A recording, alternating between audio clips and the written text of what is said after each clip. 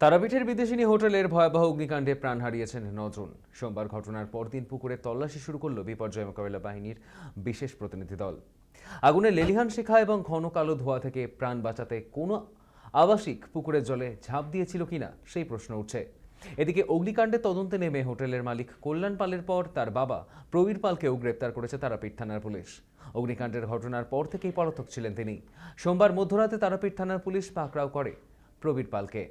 তার পুত্র তথা হোটেলের মালিক কল্যাণ পাল আগেই গ্রেপ্তার হন। সূত্রের খবর, বাবা ছেলে মিলেই চালাতেন তারাপীঠের ওই হোটেলটি। অগ্নিকাণ্ডের পরই তারাপীঠ ও রামপুরহাট থানার পুলিশ এবং দমকল বাহিনী ঘটনাস্থলে পৌঁছে আগুন নিয়ন্ত্রণে আনে ও বেশ কিছু মানুষকে জীবিত উদ্ধার করে। বর্তমানে হোটেলের অগ্নি নির্বাপন ব্যবস্থার আইনি বৈধতা এবং সুরক্ষা বিধি মানা হয়েছিল কিনা তা নিয়ে তদন্ত চালাচ্ছে পুলিশ।